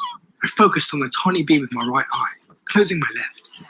My heartbeat slowed. My breath became steady and slow, and continual beats. I placed my ring finger on the trigger. I cocked the arm back, hearing it click. The powder set, the bullet pushed back, and it was ready to fly. The birds zipped through the air like 20 snowflakes, chirping with yellow beaks and blue eyes. Their wingspan stretched a few feet on either side of them as they glided through the air. I watched one go, knowing it was going to dive left. I slowly brought my gun to the left slightly, waiting for the bird to spring. Within a second, the bird shot up and down. As the goat did this, I quickly re-aimed my gun downward, closer to the surface of the water. I fired the musket. The rifle jolted in my arms, and a sharp metallic ring sang through the sky. I watched as the bullet zipped through the air just before the bird was going to disappear under the water. The bullet shot through his beak, making it do a sideways flip into the water. The whole crew cheered for me loudly, and Marquis clapped this time. "Well, we have a mighty fine marksman on our deck today." Marquis laughed. "Thank you, sir. You have a good hand with that gun, it's just as we do," I smiled happily. Marquis bowed, smiling, and tipped off his black hat lined with red feathers from parrots and toucans. "Marquis, the master marksman at your service," he joked. We bowed back as the crew laughed. I looked in the background. Marquis then looked at his crew. All right, come on. Back to work. Run those pumps and get those billows laughing on. Let them more sail to keep us afloat and sped fast, men. Merci, merci." He thanked his men in French as all of the crewmen returned to their positions working. Marquis waved his hand over to the left side of the ship and took a seat on a wooden barrel. We followed him over, me leaning against the rim of the boat. Daniel sitting on his butt, knees propped up, hands resting on each, and Tim sitting on a wooden barrel across from the captain, the barrel marked in black letters, Vino. Marky leaned his arm on the rim as the boat churned. I gazed back at the wheel to see the helmsman steering the boat north. She swayed under my boots, creaking out of the ocean surface. Have something to discuss, Marquis? I asked. Oui. About Denmark. What's the plan? He asked us. I looked at Daniel and Tim deciding the plan. I faced Marquis. I was figuring we would settle down just for a few days there, get our bearings before deciding where to go and what to do. Instead, settling down. Gents, you're wanted men all over Europe. You can't just stroll the streets of the colony without at least one man saying something, Marquis added. We know that. We just plan to lay low for a while until we figure out what to do, I said. And what is that you are going to do? Marquis questioned me. Probably get ourselves a crew, a ship, head out towards the West Indies and search for the letters of marque to kill our names, I smiled. Well, it's a risky plan, but also a decent one. Once we arrive in Denmark, I'll provide you with the arrangements of coin. The Frenchman printed us 3. How much coin to be exact? What percentage? Daniel wanted leaning against the side of the ship. Half percentage, 50%, 2,000 gathers of gold. Marky smiled. Made Daniel and Tim exchange looks of awe and greed. Never in my life have I made that much money, even aboard Samuel's prized and well-known crewed ship. Marquis was clearly a man of fashion, gold, and care. I could say he truly cared for not only his crew, but for the lives all around him. Wait, 50%? 2,000, sir? Tim amazingly asked. Indeed, my young man. Good is in both silver and gold, Marquis said. Hold on, there's always a catch, Daniel said. Dan's right. You can't just be giving this out of the goodness of your heart, Frenchman, I said. Marquis smirked and tilted his head in a tiny bow. I am. You see, Henry, I'm a man that believes in giving back to the community. And giving back in goodness in life. You don't find that anywhere out here in the ocean, so I prefer to exchange in goodness and things. Marquis smiled. After all, a pilot did save my life. Yes, well, I can see that your crew respects you, I said, eyeing the 200 men working on the deck. They do, and in return I pay them fairly for what they earn. And they treat them accordingly, he said. When did a pirate save your life? What happened? Tim asked. Marquis took off his hat full of bird feathers and set it under his buttocks to keep it from flying away in the wind. He scratched his black hair. 10 years ago, 1670, I was on the coast of the Caribbean, making a deal with some English merchants. You know, new divisions are all over those lands. I know your type enjoys the more tropical settings. Beats the smokestacks of the city. I scoffed, thinking back on the pollution of London from the meat slaughterhouses. Oui. Well, as I was trading for space and gold, a ship with nasty black sails and white riggings attacked. Took out half my men and killed every trader. They captured my ship and took me aboard her. There, they got to know me as a man, not a French captain, and I joined my company simply. I became fond of their captain. Captain Barquel was his name, and we would share stories of old and of stars over wine. The crew wanted me hanged for being a Frenchman in their seas, but the captain has become my trusted friend and swayed the crew to let me go. He saved my life from lynching and let me go, dropped me off back in France 6 months later. Well, not all of us are nasty dogs, Daniel smiled. I can see that. I feel I can trust your judgments, Marquis smiled. That's why I'm taking you to Denmark. I'll have your back if things get heavy. Appreciate it, sir, I said. How did you fancy the wine? He asked. We all 3 looked at each other. Splendid, sir. You truly know your grape, I smiled. Well, France is known for its vineyards. Which one was your favorite? I prefer the white. I like a sweet wine, I said. As did I, sir, Tim said, and Tim both nodded. I see. Not the red, Rosa?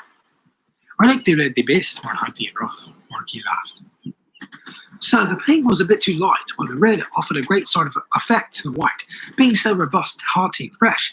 Yet the white was just in the middle with its sweetness. Tim smiled. Marquis scoffed in amazement.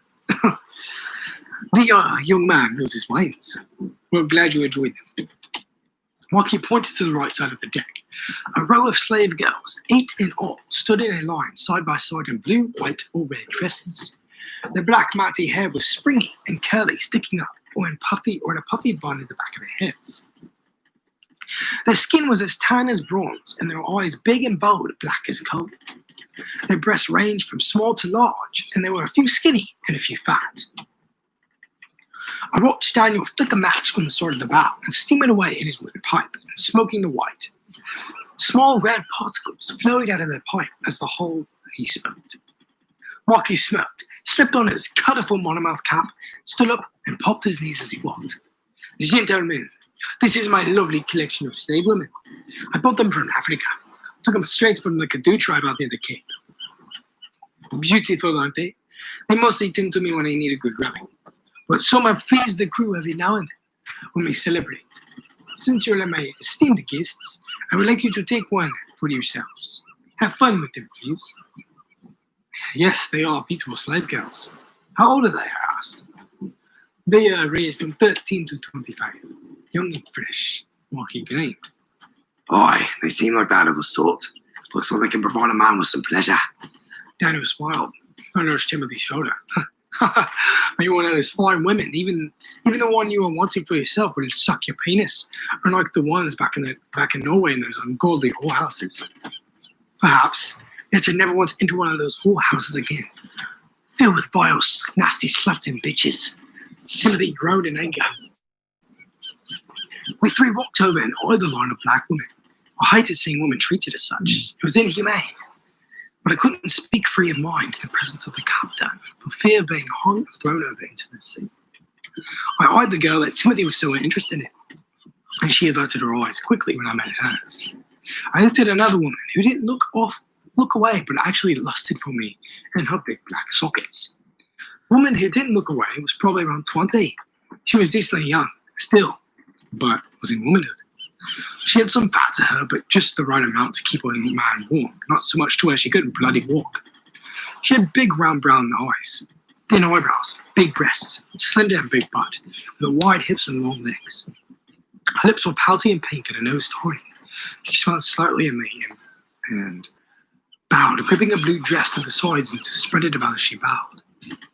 I smiled and bowed to her. He quickly went to the girl he was interested in. Daniel, him being so strong and big, went to the biggest girl, the fattest of the 8. You want us to fuck him? Daniel abruptly blurted out. Daniel never actually really knew when it was appropriate to say a certain saying in a particular setting. You could never tell when it was right or not, but to me, it amused me at times. Marky blew out a steam of air. Well, to use a more proper term, give him pleasure. Yes. Boy, in a loose speech. Fuck him. Daniel laughed, making some of the crewmen laugh as well. Marky smoked slowly. Call it as you like, Master Daniel. I tend to go for the more romantic approach. Marky eyed the woman who bowed to him. Daniel scoffed a little and turned back to the woman. Marky noted that I was eyeing the girl who didn't avert her eyes from me. Marky strode over, and as he got close to the girl, she stepped back just a few inches in worry. He placed a hand on my shoulder. Her name is Anastasia. Gorgeous, isn't she? She's 17 years of age. Bought her at the auction in Arabia. She's Middle Eastern, half Pakistan, half Arabian. I have no idea what happened to her family. Well, she was captured, but I'm glad I stumbled upon her there. I turned to the French captain. What were you doing over in Arabia? I was merely over there to collect a shipment of sugar and search out any potential Arabian crewmen. Take my trust. Arabian crewmen get the job done. They're fast and agile, just like this kid in here. Anyway, I came across an auction and saw she was pretty enough to tend to my needs. I nodded. I see. Well, Anastasia, your beauty radiates all across the sea. I gave her a little sharp bow. Anastasia smiled slightly. Thank you, sir. That is very kind of you to say. I smiled dryly. I turned to Timothy, who was eyeing the girl at the end of the line, the one who had brought us a food platter the night before. What is your name? Asked Timothy slightly. The girl looked at Marquis as if she needed his permission to speak. He nodded her approval. The girl bowed slightly. My name is Eleanor Beers, the girl said shortly. Pleasure to be acquainted. My name is Timothy McGaw. First mate on a ship, the Deltaron. And might I say, you have the eyes of an angel and the smile of a golden goddess. Timothy grinned under his blue cap. Me and Dan eyed each other. Clearly, young Tim here has a way with the ladies. And a mighty way to speak, I grinned. Eleanor smiled faintly. Thank you, sir. My absolute pleasure, my darling. Timothy grinned. Marquis clapped his hands together. Well, you have all some business to attend to, so have at it. Come find me afterwards when you have finished. He laughed and headed below back to his deck captain's cabin. I took a look at Anastasia. I wasn't truly planning to have sex with her because my heart beated for Brita, but I thought we could just talk at the finest. Daniel grinned to himself, taking the big woman under the deck with him, while Timothy took Eleanor with him as well. Would you mind following me to my quarters? I asked her. With what I could tell was lust and affection in her eyes, she gracefully and quickly nodded, turning her back, taking my hand, in which her hand was so soft and light, and we descended under the deck, my boots creaking on the wood steps. But of course, she smiled. I escorted the maiden below the deck as we traversed through multiple cannons and barrels of guns. As she held my hand tightly, I dragged her through the lower decks and through the crimson door into my cabin. After I shut the door behind us, Daniel and Tim were not there, so I assumed they were in different rooms, pleasing the women. I loosened my bun from the back of my head, throwing the small blue thread to the planks, and letting my long brown hair fall down to my shoulders. I watched the girl sit on the bed, letting a blue dress hang over the edge. Her delicate dark hands rested calmly in her lap on top of one another. I placed my hands on my hips. Would you care for some water or a glass of wine? I asked her, pointing to either the bucket of water or the bottle of red wine near the bed. 2 glasses sat in the bottle. It seemed like she couldn't speak at first, but complied. I would care for some water, please. I carefully and slowly walked over, gripping the jug of water. I let the water pour into the glass coolly, and walked over, handing her the water. I pulled a chair and scooted it across the room to sit in front of her. She took a sip of the water. Swallowing. Look, I know you're expecting me to give you pleasure, but that isn't for the matter. I know you're expecting me to give you pleasure, but that isn't me of that matter. My heart belongs to someone else, I said seriously. The black girl nodded. I understand. I wasn't going to force you to do anything anyway. I mean, what choice do I have? You do have a choice, I smiled. Not such. My purpose is to work as a cleaning woman or to pleasure a man, she frowned. Well, to me you were just any other human like me. Besides the body parts, of course, I grinned. Anastasia giggled a bit, taking another sip of water. I thank you for understanding. Most men don't show me such kindness. Instead, they beat me. She trailed off, and I could see red scars across her collarbone. My heart sank. Who beat you? I do not know his name. All I know is he makes me pleasure him in such grotesque ways, and I hate it. He hurts me, hits me, kicks me, and no one does a thing. I can't stand it. I'm too young. She frowned, a tear hitting her eye. I thought Marquis said you were 20, I said. I am 14, she said quickly. I've been soured. Her breasts were barely forming. Her face still held the look of innocence and was childlike. Her eyes still held that innocence. He lied to me? I asked, getting irritated. No, he did not. He does not know my real age because he has never laid a finger on me.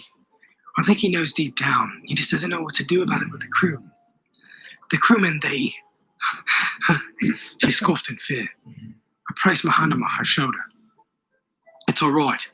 I'll protect you, or do my best to. You don't have to fear me. She smiled slightly. Thank you. But the captain knows or not. I'm confused, I muttered.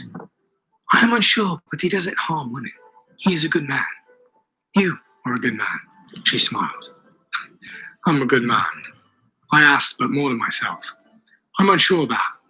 How can you tell? Your eyes. When I looked into them, I didn't feel fear like when I look into the most men's. When I peered into your hazel eyes, I felt safe. I felt at home and peaceful, she said. Oh, I'm glad I can give you that feeling of protection. I will not let him hurt you anymore. What does he look like? I asked her. He has black short hair, a scruffy black beard, blue eyes. He usually works under the deck with the cannons, she said. I'll keep an eye out, I said.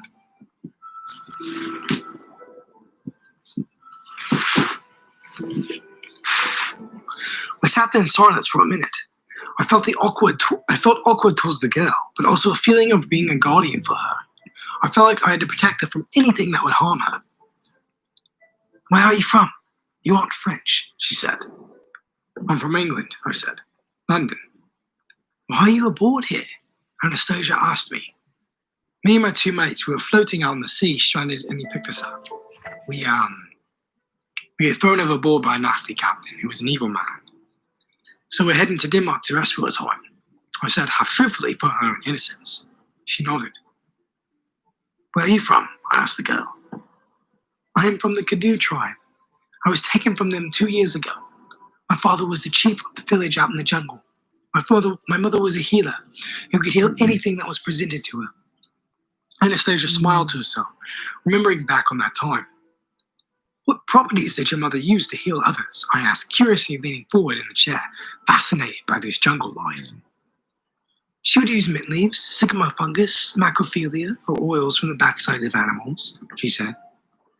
What was life like there? I asked. Peaceful. Everyone lived in harmony with each other. We hunted wild boar or zebra and feasted in happiness.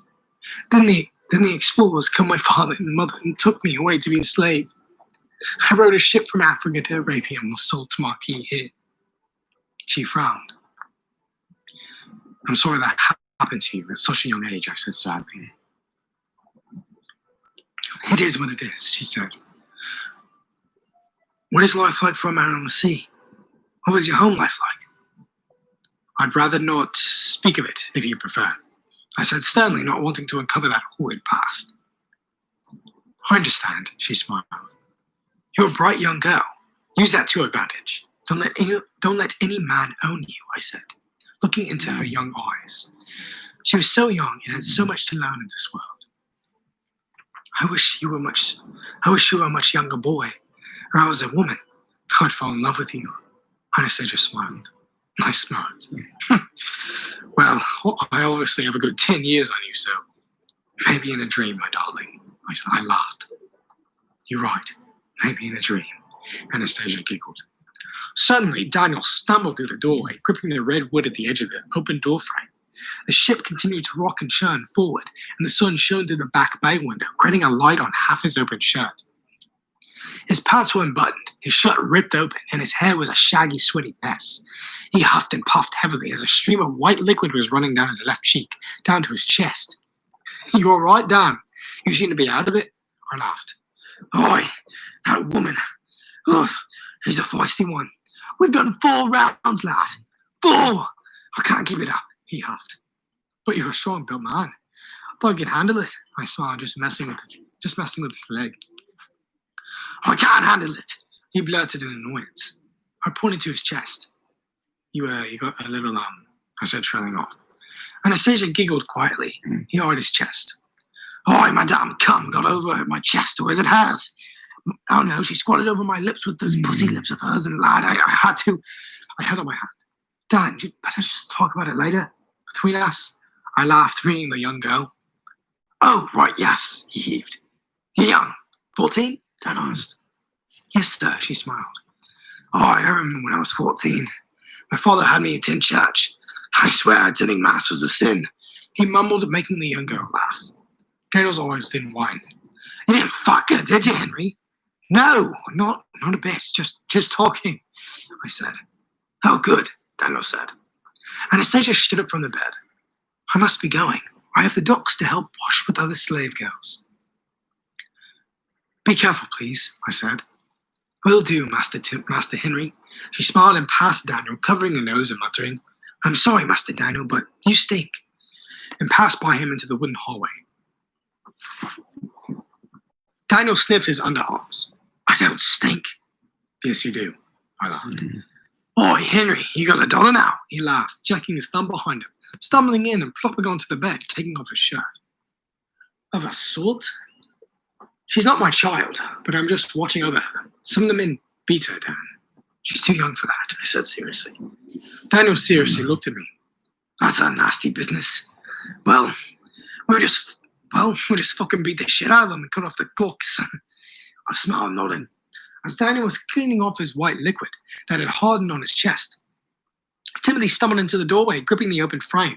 The golden bow rocked to the left, making Timothy fall a bit, but he caught himself as we laughed. His face was covered in lipstick kisses, bright red. He had the goofiest grin on his face. What's got you all lovely? Daniel smiled. Eleanor seemed to cover you. I'm in love, lads. Timothy screamed at the top of his lungs. Timothy stumbled in and sat in a blue chair next to me as we both faced Daniel on the spot. As we both faced Daniel on the spot where Anastasia was sitting earlier, wiping the semen off his skin. She's a good lover at sex, I asked Timothy. Oh, she's so passionate. I've never met anyone like it. And she always has such a way with words. And she's so sweet, loving, caring. She's an angel. We love each other, I smiled. He smiled. Looks like it was a match meant to be, I said. Tim eyed Dan, who was out of breath. Why, you two and a half. You're Daniel Augsworth, the strongest sailor on the 7 high seas. Who calls me that? Daniel asked us. Me and Timothy raised our hands. We do. Well, I'm out of breath because of the black woman over here. She's fucking just wouldn't stop bouncing, you know. Daniel laughed. Took the breath right out of me. Timothy and I snickered. Daniel rolled his eyes. Glad to see you in love, Timmy boy. You need a girl in your life, lad. I'm pleasured so. She's a beauty, Tim smiled to himself. Well, we must be getting the marquee. He's expecting us, I said.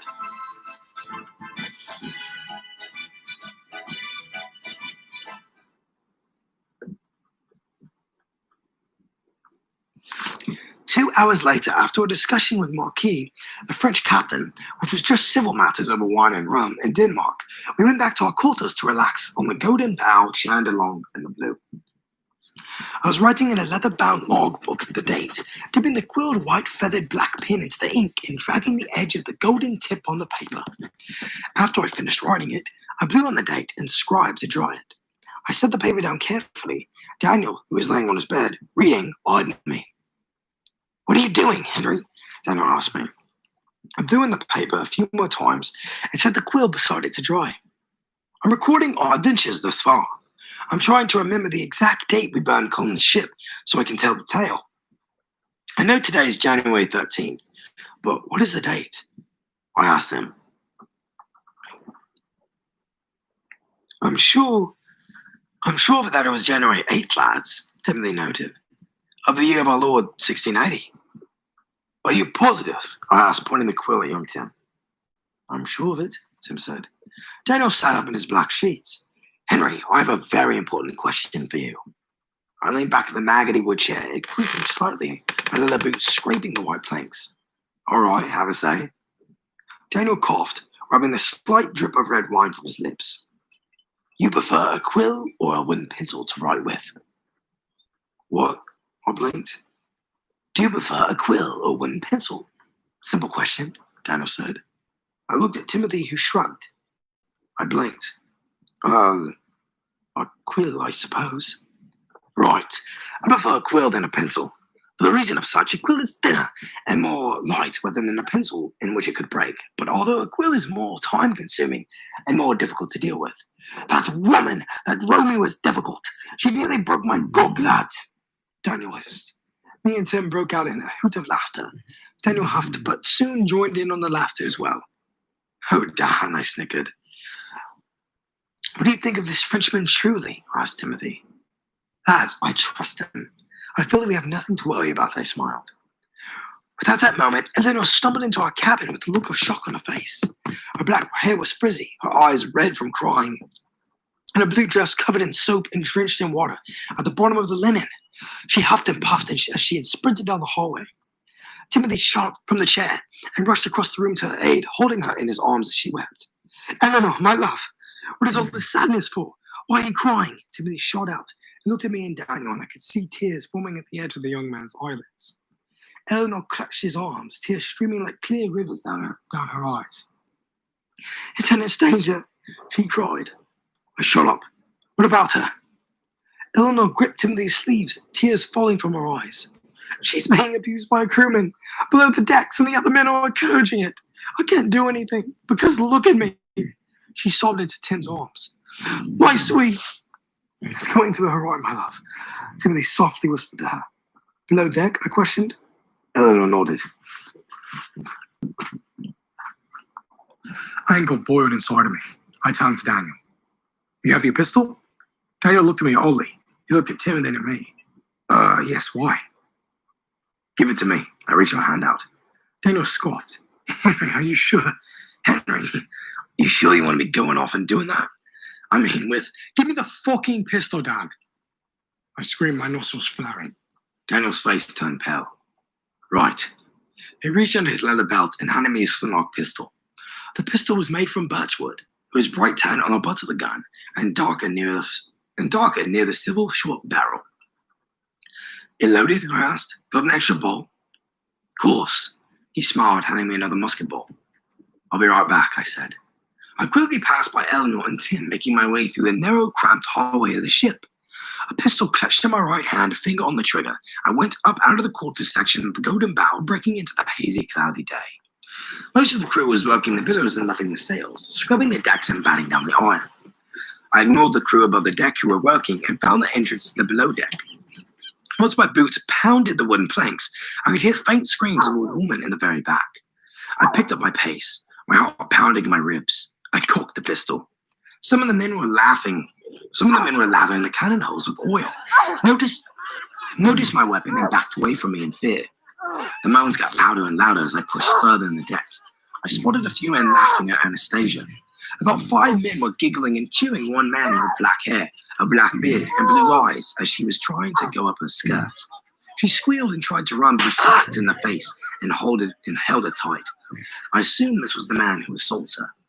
He ripped open her shirt, revealing small, silky breasts and pink nipples. My heart screamed. Let her go! I screamed, aiming my gun at him. The crowd of men cheering him on quickly ran up back to the deck. The black-haired man smirked, pushing Anastasia to the ground. She covered her chest as I helped her up. You okay? I asked. She nodded as she hid behind me. Oh, you're hiding behind Daddy? I'll be your daddy, he wheezed. What's your name, sailor? I asked. The dirty French sailor coughed. What's it to ya? I slightly smiled, putting my finger on the trigger. I won't be giving me attitude. He gulped. Name's Leon Becker. She shivered behind my shoulder.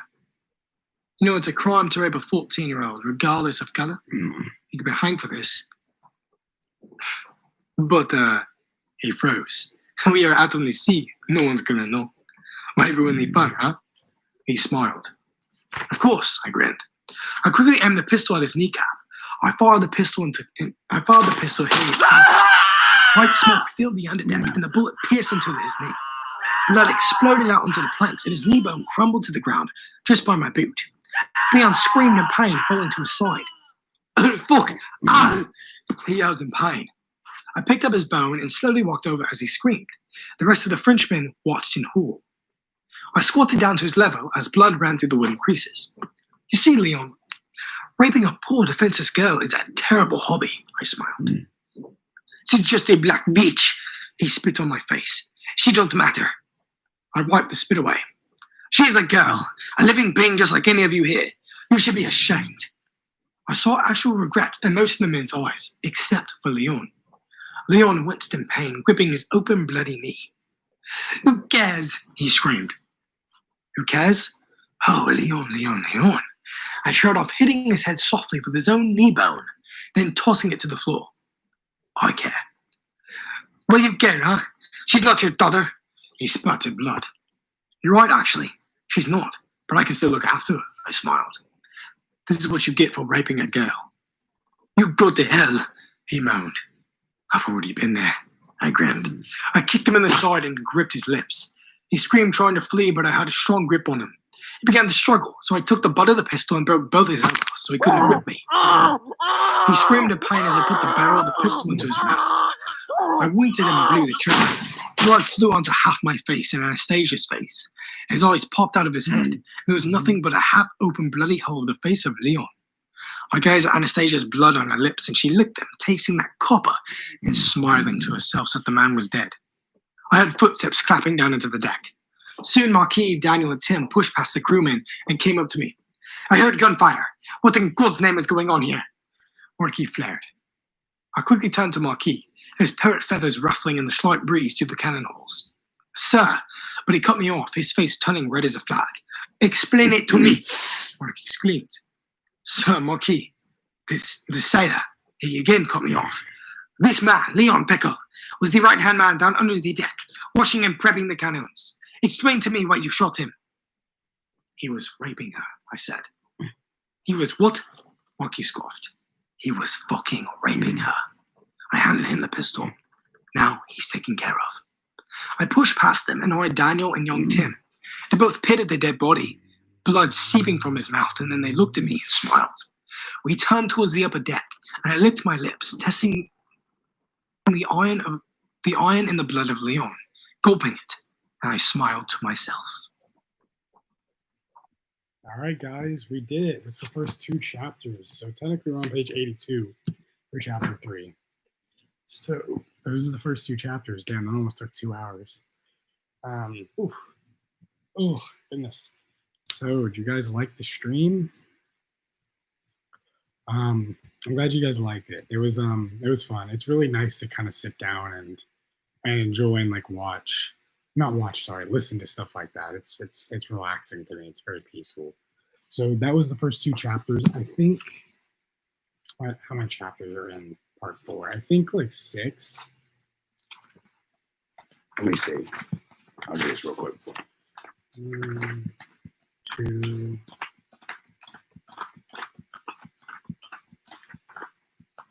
3,